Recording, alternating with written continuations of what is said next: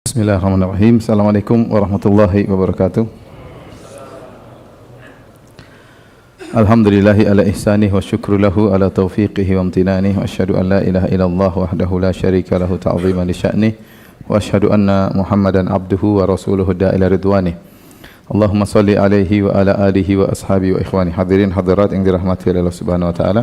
Kita lanjutkan bahasan kita dari kitab tauhid bab wa 'alallahi fatawakkalu in kuntum mu'minin. Dan hanya kepada Allah lah kalian bertawakal jika kalian benar-benar beriman kepada Allah Subhanahu wa taala. Ayat ini atau bab ini menjelaskan tentang ibadah hati yang sangat agung, ya, yaitu tentang tawakal kepada Allah Subhanahu wa taala.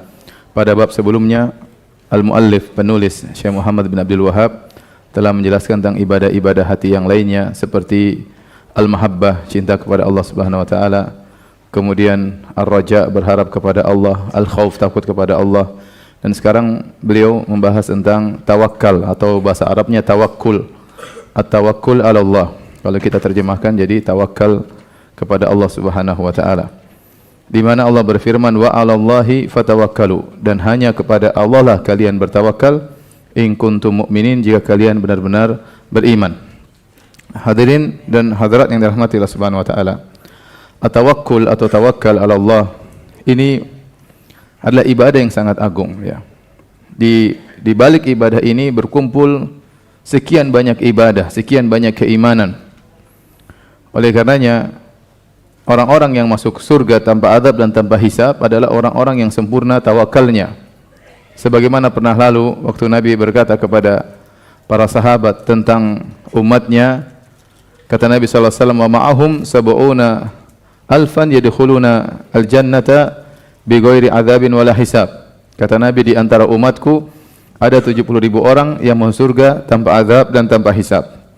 Kemudian setelah ditanya, akhirnya Nabi menjelaskan, mereka adalah humul ladzina la yastarqun wa la yaktawun wa la yatatayyarun wa ala rabbihim yatawakkalun. Nabi menyebutkan 3 sifat pertama. Yang pertama, mereka adalah orang-orang yang tidak pernah minta untuk diruqyah.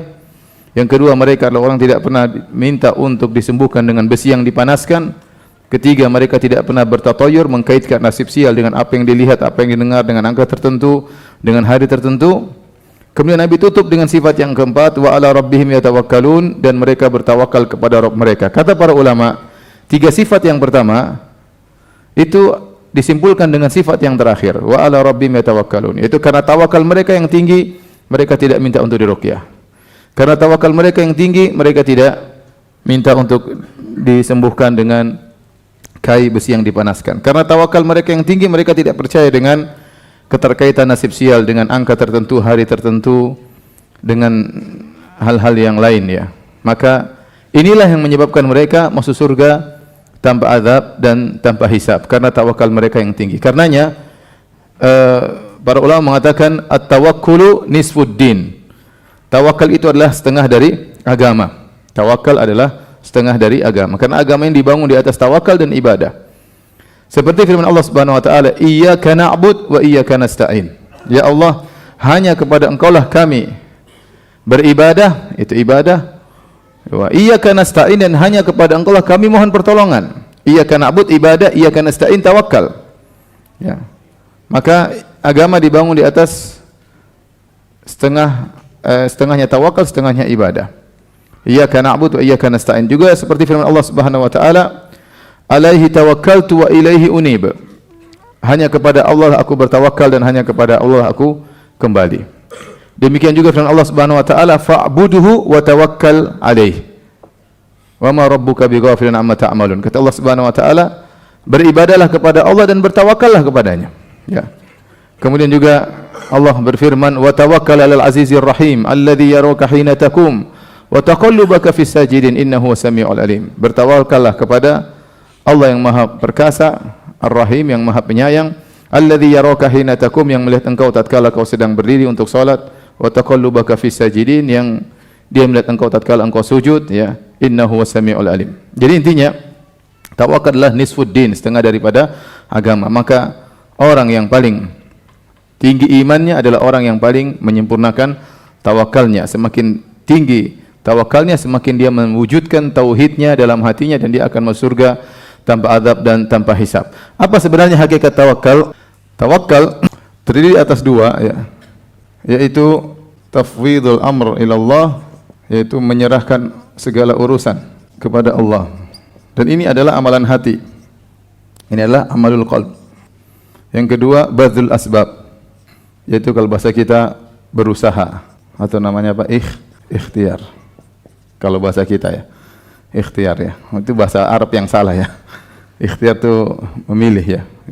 Jadi inilah disebut dengan tawakal. Tawakal tidak sempurna kecuali dibangun di atas dua perkara ini ya. Sebagian orang menyangka namanya tawakal cuma menyerahkan hati kepada Allah, dan itu salah. Tawakal adalah menggabungkan keduanya, antara menyerahkan urusan kepada Allah Subhanahu wa taala, dan yang kedua adalah badzul asbab, yaitu berusaha ya dalam mewujudkan apa yang dia kehendaki ya. Hadirin dan hadirat yang hati Allah Subhanahu wa taala, oleh karenanya kita dapati Nabi sallallahu alaihi wasallam ya adalah sayyidul mutawakkilin, orang yang paling bertawakal, tapi Nabi berusaha. Nabi berusaha. Kalau kita belajar sirah, dalam berbagai macam peperangan Nabi pasang strategi, dan itu menunjukkan usaha Nabi sallallahu alaihi wasallam. Ya, Nabi pasang strategi, Nabi bikin trik-trik dalam berperang ya. Nabi menggali Khandaq, Nabi pasang pasukan pemana di atas gunung Jabal Rumat. Semuanya ini menunjukkan Nabi ikhtiar, Nabi berusaha. Bahkan Nabi sendiri memakai baju perang ya. Bahkan dalam perang Uhud Nabi memakai dir'ain, yaitu dua lapis baju perang. Padahal dia adalah sayyidul mutawakkilin, adalah pemimpin orang-orang yang paling bertawakal. Meskipun demikian Nabi SAW berusaha dan juga melakukan ya sebab-sebab yang bisa menuju kepada keberhasilan. Oleh karenanya Nabi SAW mengajarkan kepada kita tawakalnya burung. Kata Nabi SAW, "Lau annakum tatawakkaluna 'ala Allahi haqqa tawakkulih, la razaqakum kama yarzuqut tayr, taqdu khimasan wa taruhu bitana." Kalau kalian bertawakal kepada Allah dengan tawakal yang benar, niscaya kalian akan diberi rizki sebagaimana burung. Burung itu pergi di pagi hari dalam kondisi perut kosong, kemudian dia balik dalam kondisi perut sudah kenyang ya. Di sini lihat, burung adalah hewan yang bertawakal. Tetapi selain dia bertawakal, dia berusaha. Pagi-pagi dia sudah terbang. Pulang dia mendapatkan, sore hari dia mendapatkan hasilnya. Maka burung saja yang tidak berakal ya, dia punya naluri untuk berusaha ya. Maka jangan sampai seorang mengatakan saya bertawakal tapi tidur aja di rumah ya.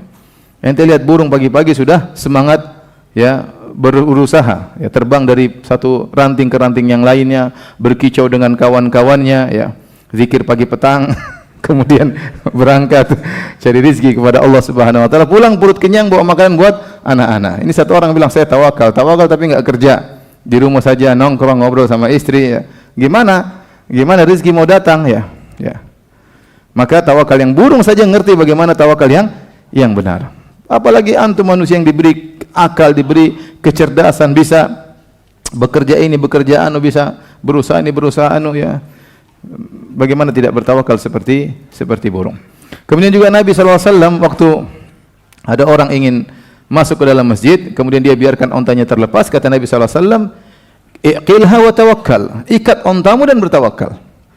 Ikat ontamu baru bertawakal. Jangan masuk masjid saja kemudian serahkan onta kepada Allah ya. Allah serahkan kepada pencuri bisa saja. Ya, tidak benar ya, masuk masjid ya mobil dikunci, baru bertawakal kepada Allah Subhanahu wa taala. Kalau ternyata terjadi apa yang terjadi ya sudah, itu takdir Allah Subhanahu wa taala. Tapi kalau dia sengaja taruh mobil di luar, mobilnya masih nyala, kuncinya dibiarkan saja, kemudian dia masuk ke masjid, saya tawakal kepada Allah ya. Kalau ambil ya mobilnya hilang ya salah sendiri.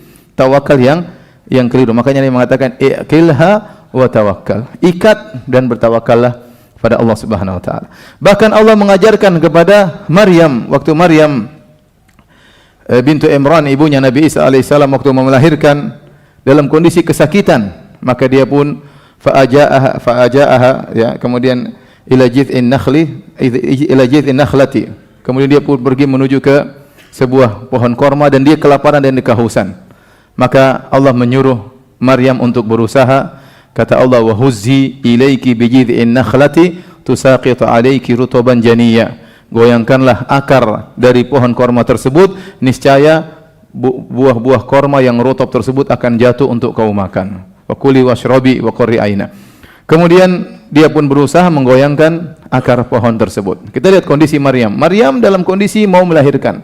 Wanita dalam kondisi sangat lemah tatkala mau melahirkan, tidak punya kekuatan. Kemudian disuruh untuk menggoyang apa? Pohon korma. Gimana mau goyang pohon korma kalau antum goyang bawahnya, antum yang goyang sendiri ya? Kita aja yang nggak mau melahirkan aja kalau suruh goyang korma di bawah nggak akan goyang korma tersebut. Ya, kalau mau goyang kita goyang atasnya baru bisa bergoyang. Dan korma tidak mudah jatuh. Ya, korma tidak mudah untuk jatuh. Ya, ya. Ini tapi Allah mengajarkan kepada Maryam harus ada usaha meskipun sedikit. Meskipun sedikit, maka dia berusaha menggoyang korma, akhirnya buah-buah korma pun jatuh dan dimakan oleh Maryam. Dan Islam adalah agama yang logis ya. Islam mengajarkan sesuatu yang logis, namanya sesuatu yang benar, berusaha bertawakal kepada Allah Subhanahu wa taala sambil berusaha. Memang benar dalam kondisi terdesak bisa jadi Allah menimbulkan sebab, Allah menimbulkan akibat tanpa sebab, itu dalam kondisi terdesak atau dalam kondisi tertentu ya. Tapi bukan hukum asal ya. Bukan hukum asal seperti Ibrahim alaihissalam waktu dilemparkan di api, ya dia mengatakan hasbunallahu wa ni'mal wakil. Maka api yang harusnya membakar, Allah menjadikan dingin. Ya. Tanpa ada usaha dari Ibrahim kecuali cuma doa. Kenapa? Dia sudah tidak mampu lagi. Mau usaha apa lagi? Sudah ditangkap, sudah diikat di ketapel, dilemparkan, apa usaha lagi? Tinggal usaha, tinggal menyerahkan diri kepada Allah. Hasbunallahu wa ni'mal wakil, maka Allah pun merubah api yang tadinya membakar menjadi dingin ya, tanpa ada sebab sama sekali. Namun ini di luar kebiasaan ya. Kalau seorang sudah terdesak dalam suatu kondisi, dia tetap bertawakal kepada Allah meskipun tidak ada sebab yang bisa dia lakukan kecuali doa dan bisa mendatangkan keberhasilan. Tetapi kalau ada sebab yang bisa dia lakukan, dia sengaja tinggalkan, maka ini tidak benar ya. Dia harus berusaha. Bahkan kata Ibnu Rajab Al-Hambali, kalau seorang mencari rezeki dengan tawakal yang tinggi dengan sebab sedikit, Allah berikan rezeki dia yang banyak. Tapi harus ada tawakal yang tinggi dengan sebab sedikit. Dia berdalil dengan hadis burung tadi. Dengan hadis burung tadi ya. Kita yakin rezeki dari Allah Subhanahu wa taala, tapi harus berusaha meskipun hanya sedikit, dengan tawakal yang tinggi bisa mendatangkan rezeki yang banyak. Baik. Hadirin dan hadirat yang dirahmati oleh Allah Subhanahu wa taala. Kalau kita bicara tentang tawakal, maka tawakal ini menggabungkan antara 3 tauhid ya. Tawakal ya. Maka kenapa saya katakan tawakal ibadah yang agung? Karena pada tawakal ada 3 tauhid. Tauhid rububiyah, kemudian tauhid semua sifat, kemudian tauhid uluhiyah. Orang tidak mungkin bisa bertawakal kepada Allah kecuali tauhid rububiyahnya benar. Kenapa? Dia yakin bahwasanya segala perkara yang atur adalah Allah. Allah adalah mudabbir. Allah adalah Al-Malik yang memiliki alam semesta ini. Idza arada syai'an an yaqula lahu kun fayakun. Kalau berkehendak tinggal bilang jadi maka jadilah. Semua tidak ada yang berjalan kecuali atas kehendak Allah Subhanahu wa taala. Semuanya mudah bagi Allah Subhanahu wa taala. Allah menjalankan alam semesta, Allah menjalankan matahari dengan aturannya, rembulan dengan aturannya, Allah menjalankan sunnatullah yang begitu banyak. Ngurus urusan saya yang kecil ini mudah bagi Allah Subhanahu wa taala dan sangat mudah bagi Allah Subhanahu wa taala. Sementara perkara-perkara besar Allah bangun langit semuanya dengan mudah bagi Allah Subhanahu wa taala, maka untuk mengurusi urusan saya sangat mudah bagi Allah Subhanahu wa taala. Maka tidak sempurna orang untuk bertawakal kecuali rububiyahnya kuat.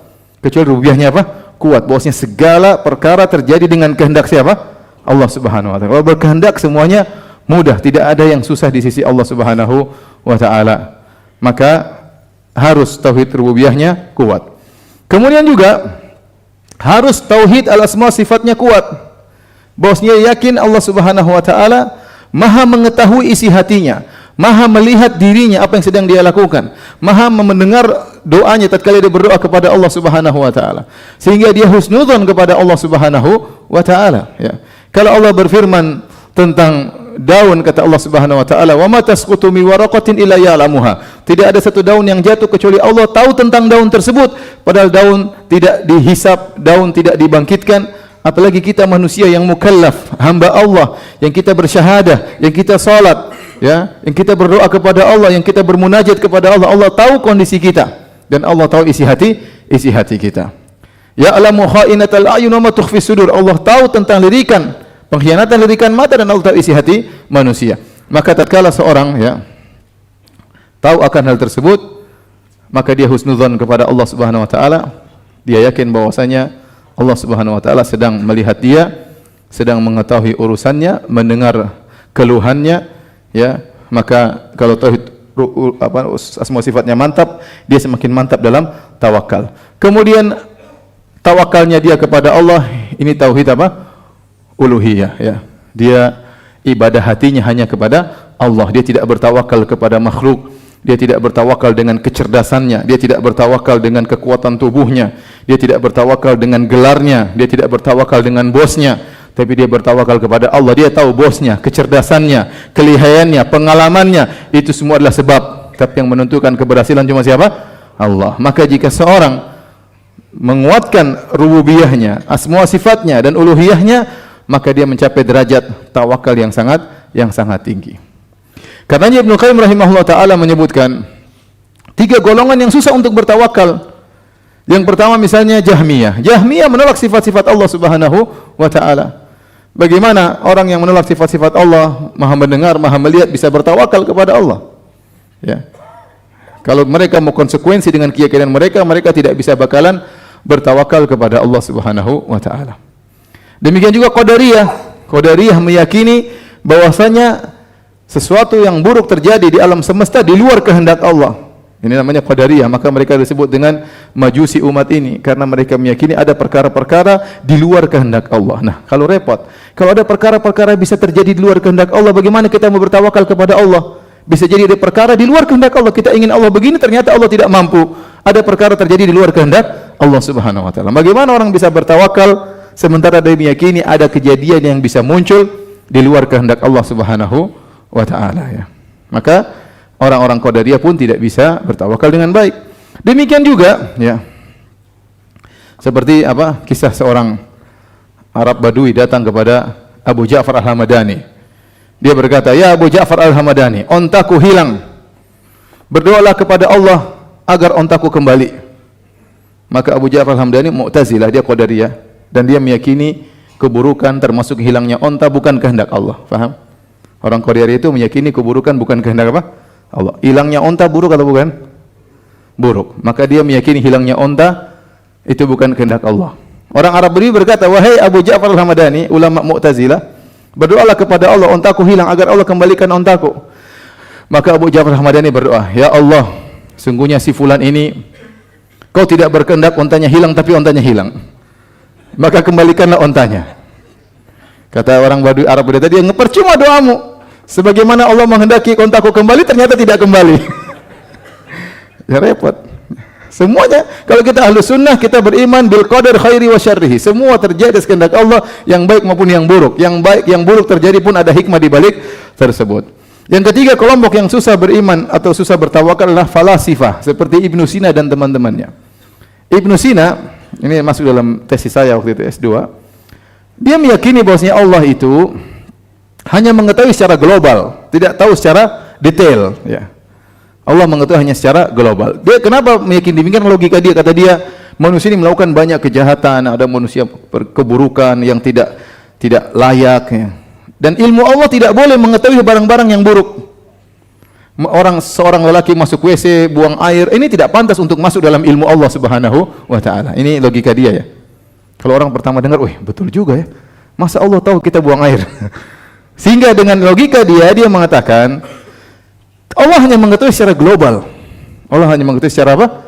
Secara global. Oh, repot. Kalau Allah tahu secara global, gimana kita mau bertawakal kepada Allah? Kalau kita masuk WC Allah tidak tahu, kalau kita buang hajat Allah tidak tahu, kalau kita lagi bermesraan dengan istri kita Allah tidak tahu. Terus bagaimana Allah tahu isi hati kita? Sementara kita mau bertawakal kepada Allah, Allah tidak tahu isi hati kita. Jadi ini akidah yang buruk, meyakini Allah tidak mengetahui kecuali secara global, dan dibantah oleh para ulama. Hewan saja tahu apa yang dilakukan secara detail. Berarti ada ilmu hewan yang Allah tidak punya ilmu tentang yang diketahui oleh hewan tersebut. Hewan tahu tentang dirinya secara detail atau tidak? Tahu, dia pergi ke sana, makan ke sini, dia buang air kapan dia menggauli betinanya. Hewan tahu. Kata mereka, Allah tidak tahu secara detail, dan ini adalah perusak tauhid. Dan orang seperti ini tidak bisa bertawakal kepada Allah dengan baik. Baik, kita membahas tawakal yang salah, ya. Tawakal yang salah yang pertama, tawakal yang syirik akbar. Yang kedua, tawakal yang syirik kecil. Yang ketiga, tawakal yang kurang sempurna. Yang keempat, meninggalkan tawakal, meninggalkan sebab.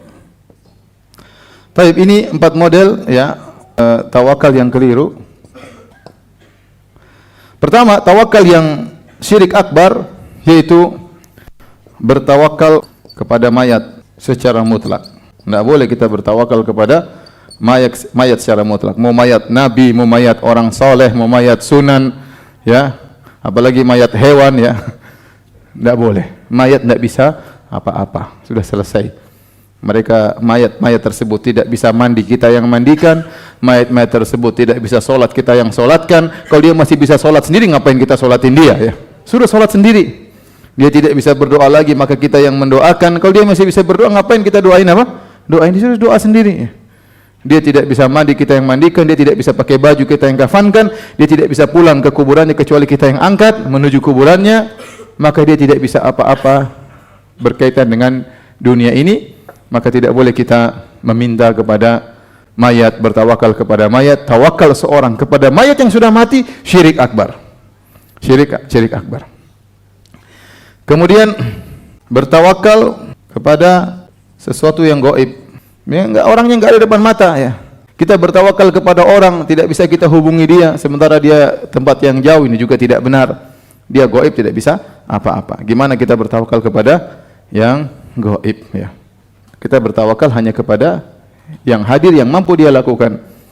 Kemudian ketiga, bertawakal kepada yang hadir pada perkara yang tidak dia mampu. Misalnya bertawakal kepada orang dalam menentukan nasibnya di kemudian hari, ini tidak boleh, ya.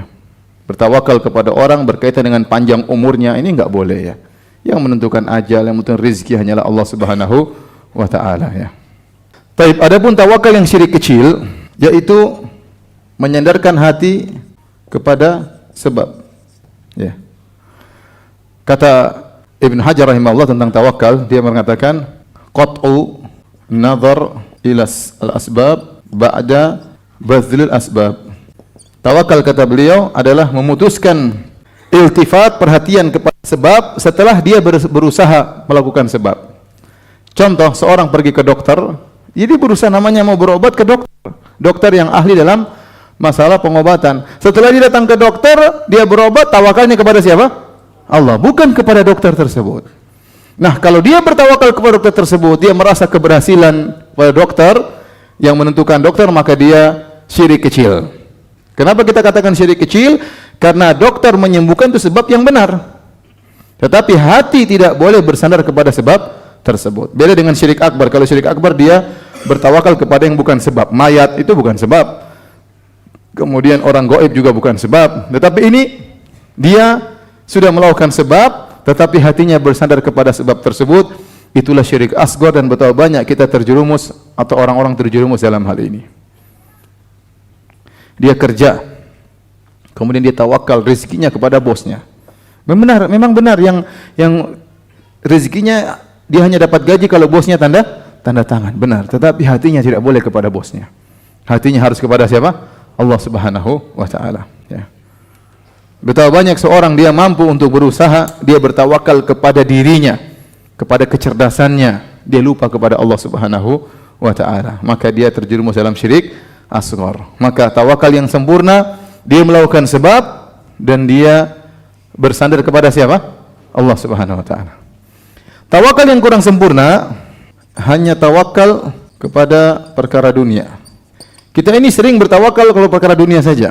Ya, kalau mau cari jodoh, tawakal deh kepada Allah Subhanahu. Kerja, tawakal, ya. Perkara dunia. Padahal tawakal itu dalam Al-Quran banyak masalah ibadah. Fa'buduhu wa tawakkal alaih. Beribadahlah kepada Allah dan tawakallah kepada Allah. Allah justru kaitkan tawakal dengan ibadah. Ente haji harus tawakal, ente umrah harus tawakal, ente sedekah harus tawakal, ente solat tawakal agar solat ente diterima. Allah berfirman, wa tawakkal alal hayyil ladzi la yamut. Bertawakallah kepada Allah yang maha hidup, yang tidak akan mati. Alladzi yaraka hina takum, yang lihat kau sedang berdiri sedang salat. Seorang salat dia bertawakal, ya Allah, Aku bertawakal kepada Engkau agar bisa khusyuk dalam salatku, agar Kau terima salatku. Dalam hati munculkan tawakal tersebut. Ya. Kita dalam haji sering tawakal karena gerakan, tapi dalam ibadah-ibadah yang lain juga harus tawakal. Maka kalau orang hanya bertawakal urusan dunia, mau tanda tangan kontrak, bismillah, tawakal. Ya. Itu benar, itu bagus, tapi tawakal bukan hanya perkara dunia. Para rasul, para dai berkata, "Wa ma lana alla natawakkal 'ala Allah wa qad hadana subulana wa la nasbiranna 'ala ma adaitumuna." Mereka berkata, "Kenapa kami tidak bertawakal kepada Allah setelah kami berdakwah? Kami akan sabar dengan gangguan kalian." Dalam dakwah harus bertawakal, berbakti kepada orang tua harus tawakal. Jadi jangan membatasi tawakal hanya pada perkara dunia. Barang siapa yang hanya membatasi pada perkara dunia saja, maka dia tawakalnya tidak sempurna. Yang keempat, meninggalkan sebab atau meninggalkan apa? Ikhtiar. Ini sangat parah, ya. Orang-orang yang tidak mau melakukan sebab kemudian hanya bersandar kepada Allah Subhanahu wa taala, ya. Seperti sebagian orang, dia ceramah di masjid. Dia mengatakan kita keluar tinggalkan keluarga kita. Kita tawakal kepada Allah, berdakwah di jalan Allah Subhanahu wa taala. Kalau enggak ada yang ditinggalkan buat istri enggak apa-apa, insyaallah Allah kasih rezeki. Kita jalan keluar, ya.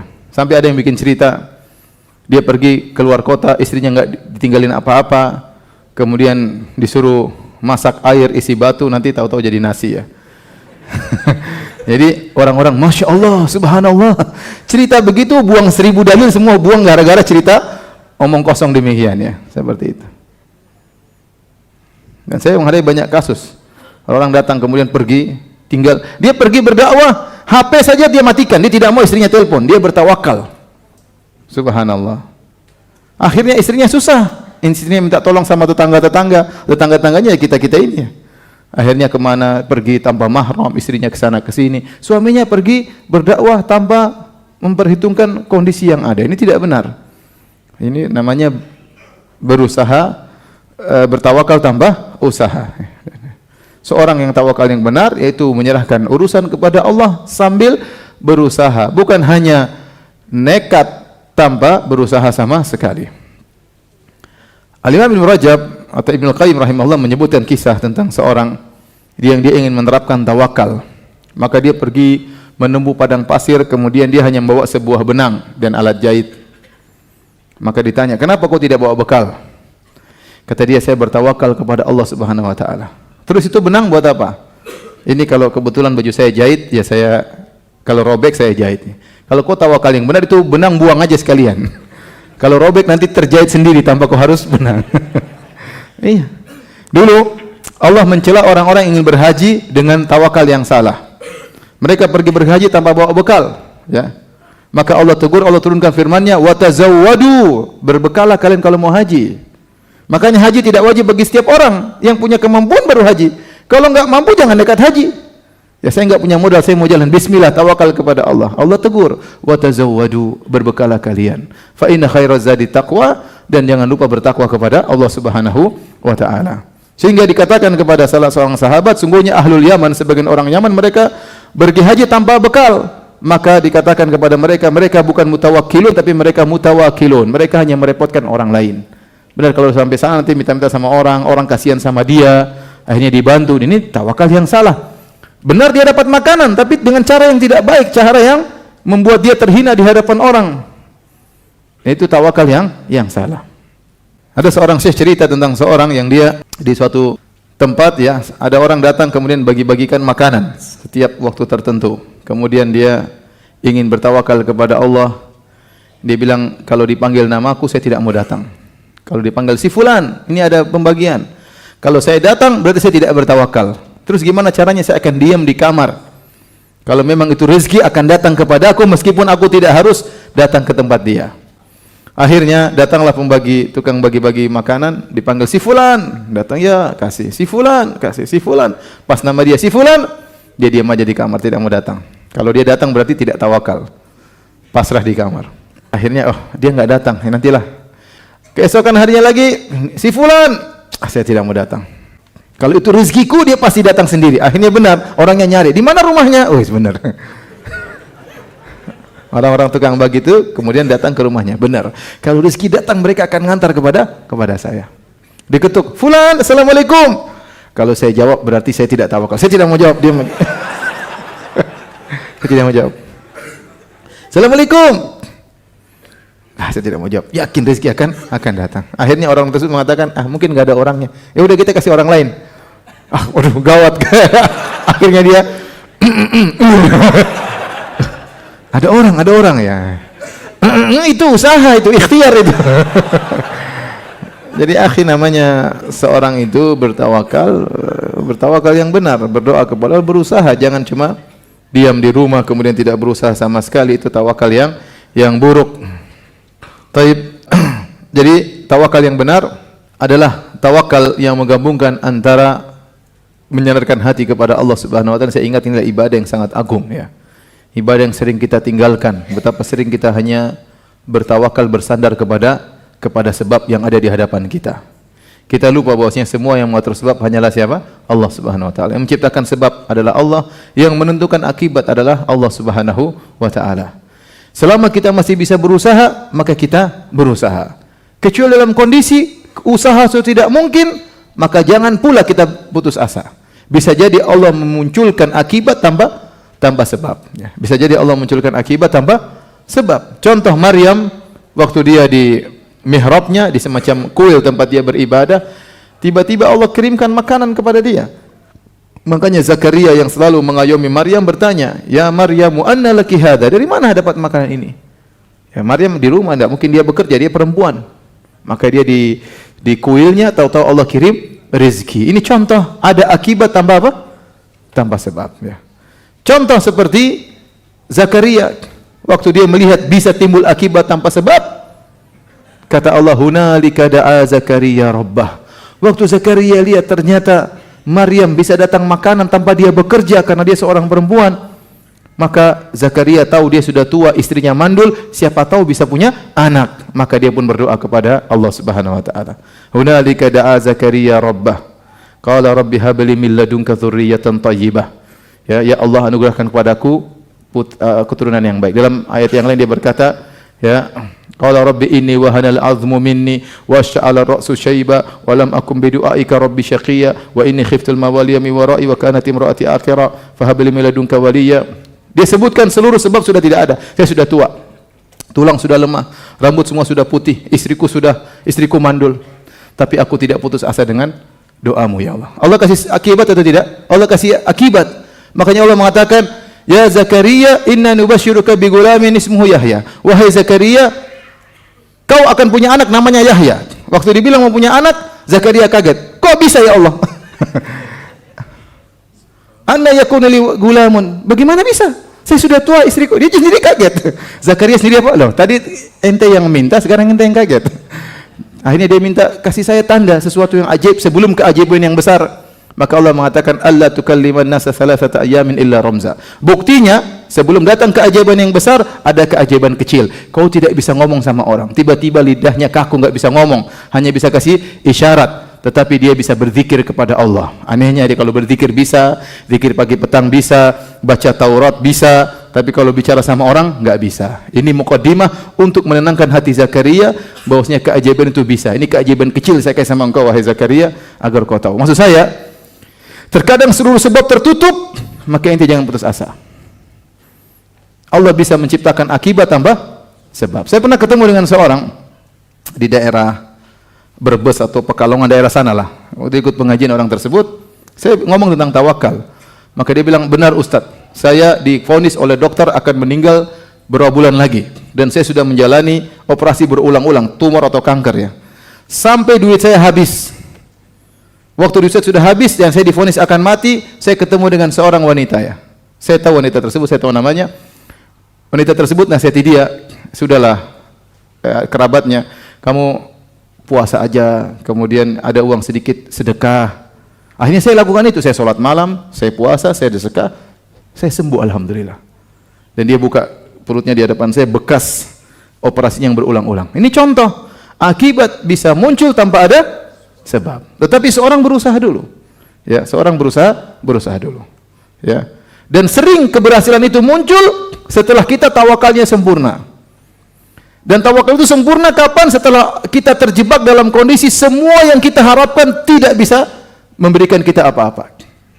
Baru tiba-tiba kita tawakal kepada Allah luar biasa, saat itu Allah kabulkan, berikan kemudahan kepada kita. Seandainya tawakal yang tinggi itu muncul sejak awal, sudah selesai dari awal. Tapi kita tidak tawakal kepada Allah dengan sempurna, kecuali kalau memang kita sudah tahu manusia tidak bisa membantu kita sama sekali. Semua di atas muka bumi tidak bisa membantu kita sama sekali. Tatkala tawakal kita sudah di puncak-puncaknya, saat itulah Allah beri kemudahan dan Allah beri jalan keluar. Baik, demikian saja kajian kita. Insyaallah kita lanjutkan lagi. Kalau ada yang bertanya, saya persilahkan. Saya pernah baca sebuah hadis bahwa nanti di akhirat kekuatan otak dan jasmani 100 kali lipat di dunia. Apa maksudnya?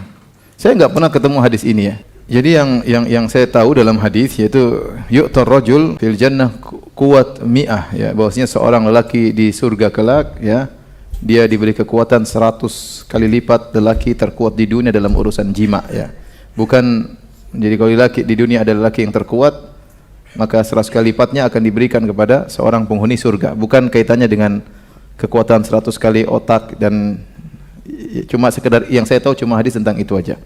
Ya, tetapi yang jelas di surga, ya, orang tidak ada istirahat, selalu dalam kondisi apa? Kuat, tidak pernah lelah dan tidak pernah apa? Letih, ya. Karena mereka berkata la yamassuna fiha nasabun wa la yamassuna fiha lugub, bahwasanya di surga tidak ditimpa dengan nasab dan tidak ditimpa dengan lugub. Adapun nasab yaitu keletihan tatkala sedang beraktivitas, adapun lugub adalah keletihan setelah beraktivitas. Nah, penghuni surga tidak mengalami nasab dan tidak mengalami lugub. Tatkala beraktivitas tidak sama sekali letih, dan setelah beraktivitas juga tidak letih. Kalau di dunia terkadang seorang sedang bermain, beraktivitas dia tidak letih, setelah aktivitas dia merasakan keletihan. Di surga dua-duanya tidak, sedang beraktivitas tidak letih, dan setelah beraktivitas juga tidak letih. Apakah orang yang selalu mengucapkan seharusnya tadi begini, seharusnya kita tidak ke sini, termasuk orang yang bertawakal? Kalau dia mengucapkan tersebut dalam rangka untuk menyesali atau protes terhadap takdir Allah, maka ini tidak boleh. Fa inna law taftahu amal syaitan. Sungguhnya seandainya tadi begini, seandainya begini, membuka pintu-pintu syaitan, sehingga seorang akhirnya protes dengan takdir Allah Subhanahu wa taala. Semuanya sudah qadarullah. Tetapi dalam rangka pembelajaran boleh. Kita kasih tahu anak kita, misalnya kamu lain kali begini. Kita lain kali kalau mau ke sini kita diskusikan terlebih dahulu misalnya. Jangan langsung sebagai pembelajaran enggak ada masalah. Tapi kalau pas kejadian kita bilang seandainya tadi itu sangat-sangat indikasi bahwasanya kita protes dengan takdir Allah Subhanahu wa taala. Ustaz, terkait laknat Allah terhadap istri yang menolak berhubungan jika diajak oleh suaminya tanpa alasan syar'i. Pertanyaannya, seperti apa laknat tersebut dan bagaimana dampak dari laknat tersebut? Pertanyaan kedua, jika suami merelakan atau memaafkan, apakah laknat tersebut gugur? Laknat tersebut baru terjadi dengan beberapa syarat. Syarat pertama, ya, suaminya mengajak, ya, idza da'a rajulu imra'atahu ila firashi fa abad fabata ghadban la'anat hal malaikatu hatta tusbih. Dalam riwayat illa kana alladhi fis sama' sakhitan 'alaiha. Jika seorang suami mengajak istrinya untuk berhubungan di tempat tidurnya, kemudian dia menolak, kemudian sang suami pun malam tersebut marah, ya, maka malaikat akan melaknatnya. Demikian juga Allah akan murka kepada wanita tersebut. Maka ini syaratnya pertama, suami ngajak, ya. Terus kemudian istri menolak tanpa alasan syar'i. Dia tidak sedang sangat letih, tidak sedang lagi stres, ya, tidak sedang haid atau tidak, pokoknya tidak ada halangan, cuma dia tidak mau, ya. Maka ini syarat pertama. Syarat kedua, bahwasanya suaminya marah. Kalau suaminya tidak marah, cuma ngambek doang. Kalau marah kemudian jengkel, ya itu sudah berarti terlaknat. Tapi kalau suaminya maafkan, dia tahu istrinya, ya begitulah model istri saya, tidak selalu bisa diajak untuk berhubungan, ya. Dia memaafkan, dia memahami, maka Allah tidak melaknat. Ya, malaikat tidak melaknat. Ya, ini peringatan kepada ibu-ibu agar selalu menyambut ajakan suami. Bagaimana menyikapi orang yang riaknya akut? Mau umroh tahun depan, kuitansinya sudah di-share di status. Ente japri dia, ente kok kayak orang riak, ya. Jangan begitu dong, ya. Nasihati aja. Ini lagi dibilang sini, padahal tiap hari datang kajian. Waduh. Mungkin sekarang lagi datang nih. Ente nasihati kalau ente sayang sama dia, ente najabri dia, ente ya akhi ente jangan begitu, akhi ini ria, ini bahaya seperti ini. Nanti orang pada tahu ente mau umroh. Ya, belum tentu ente juga bisa umroh, belum tentu juga bisa lunasi biaya umroh dan macam-macam. Ini nasihati dia. Ya, pribadi japri, jangan di-share, jangan dinasihati di grup, kasihan. Apakah besarnya usaha atau ikhtiar memiliki pengaruh terhadap banyaknya rezeki? Allah Subhanahu wa taala membuat sunnatullah. Sunnatullah itu adalah sebab dan akibat. Seorang semakin berusaha melakukan sebab, maka akibatnya semakin pasti, semakin besar. Tentunya yang menentukan akibat Allah Subhanahu wa taala. Betapa banyak orang melakukan sebab semakin besar, akibatnya tidak muncul. Betapa banyak orang melakukan sebab sedikit, akibat sudah muncul. Tetapi kita berusaha berjalan dengan hukum asal. Hukum asal sebab punya pengaruh dengan apa? Akibat, ya. Orang mau pintar, belajar atau tidak? Belajar. Kalau enggak belajar ya gimana mau pintar ya? Innamal ilmu bita'allum. Sebab akibat pintar dia belajar. Ada orang belajar mati-matian bahlul terus, ada. Ada orang belajar sedikit dia cepat hafal, cepat menganalisa, pintar, ada ya. Tetapi secara umum hukum asalnya seorang berusaha untuk apa?